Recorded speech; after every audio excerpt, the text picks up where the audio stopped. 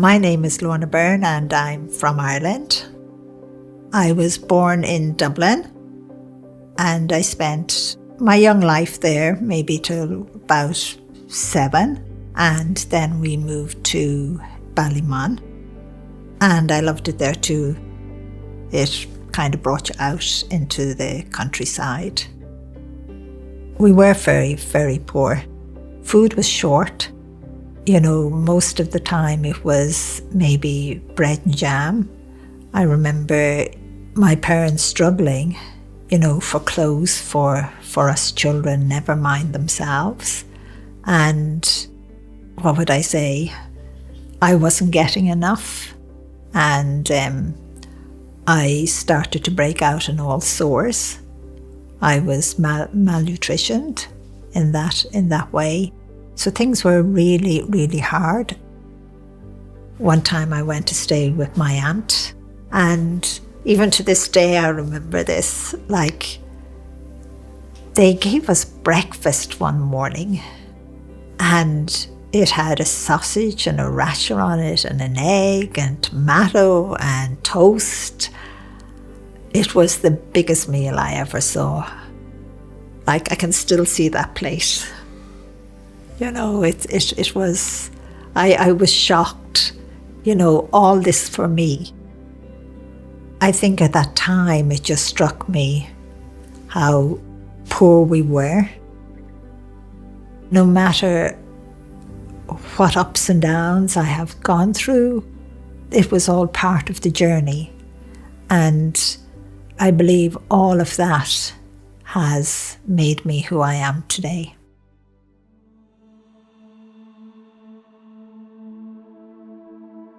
Well, I suppose growing up, I didn't know I was different. I was a very late talker. I was maybe 2.5.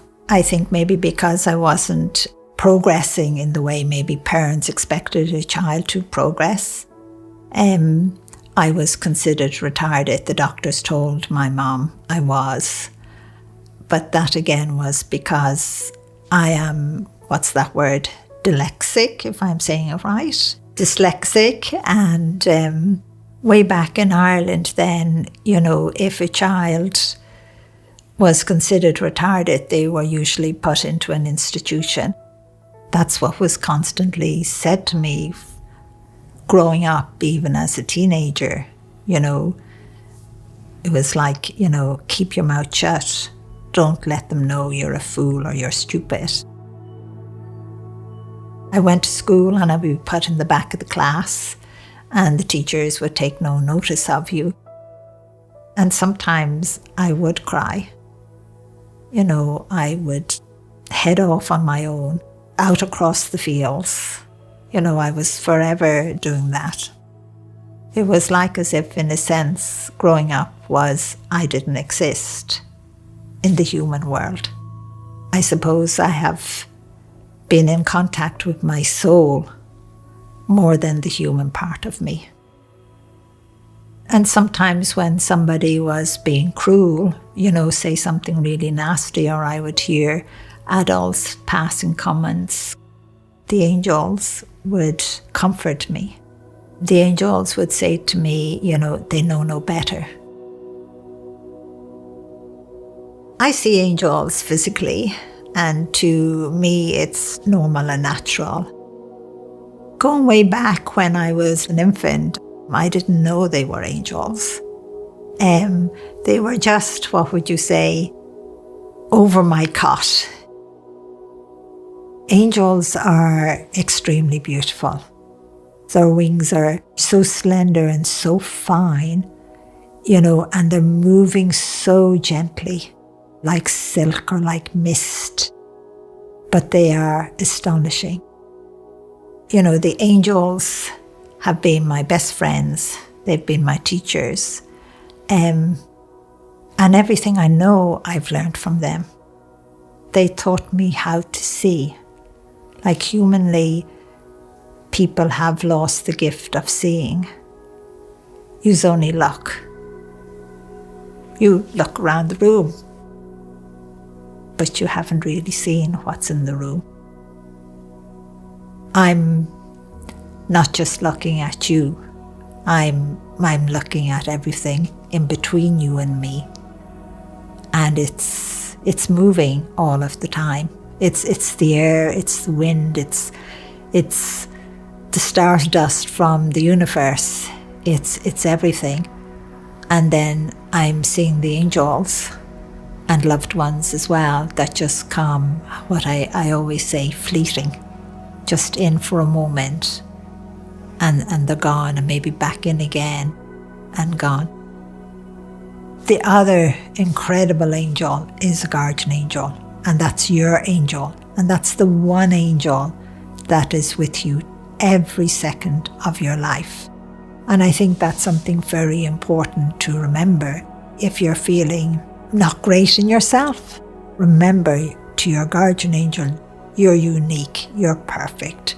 There is no one else in the world like you, and it loves you unconditionally.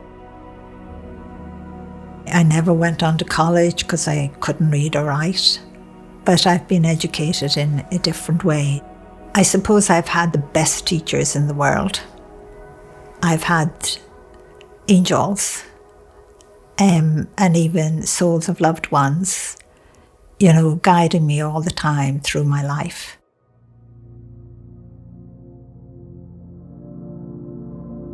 From the time I was a child, the angels told me there was something wrong with my stomach, and I always had problems. I never complained, until the day came, they told me to go to the doctor.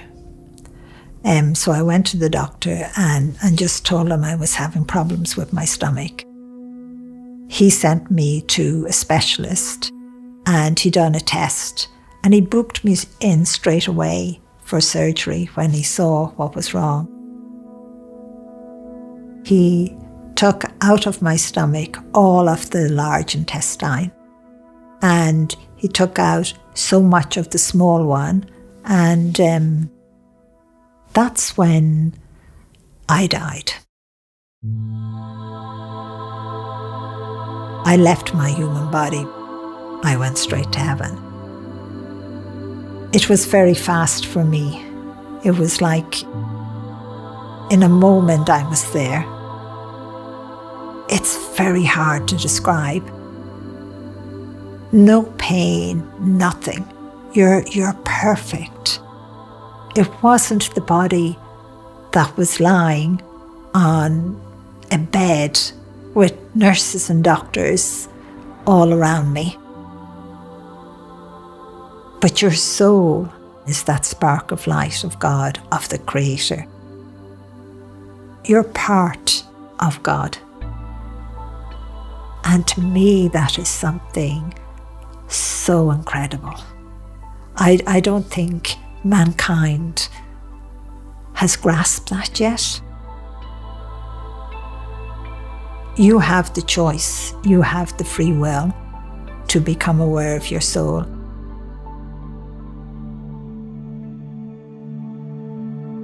My dad was there, who I loved very much.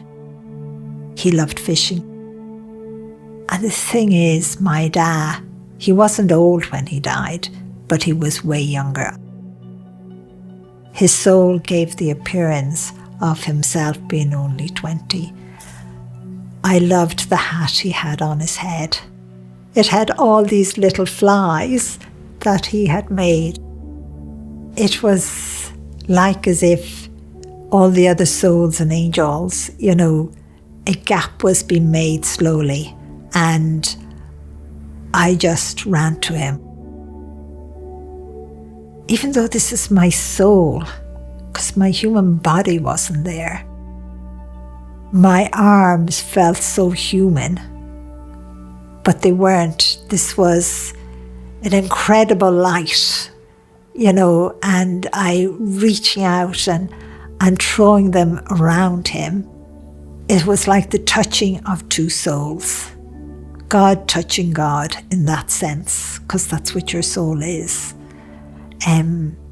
That was so incredible. And to me, that's one thing we don't have to worry about. Your loved ones aren't dead. It's only their body has died.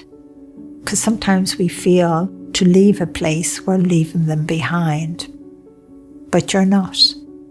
You can never leave them. You can go anywhere in the world or out into the universe, and they can be there with you when you need them. You can feel their presence. You may even get a glimpse of them. You may even hear them. And our loved ones give us messages all the time. They're looking out for us. We shouldn't have to wait till our time comes to go home to heaven to believe. Why don't we believe now? It was like as if I was on a treadmill and I was just standing there, and the angels that I knew were with me. They were like giants that were standing so tall, and some of them would look down at me and smile and tell me to hurry up. And even though they were so high up, I could hear their voice so clear because I was way down. And so was God there. And then God saying to me, Lorna, you have to go back. You have an awful lot to do. You're not to be hiding from me. That's one thing God always gives out about.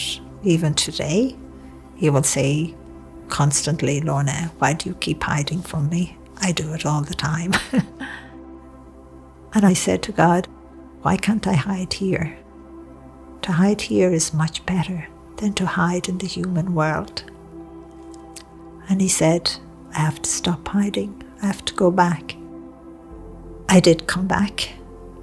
I didn't want to. I didn't like the idea, even though I love my children.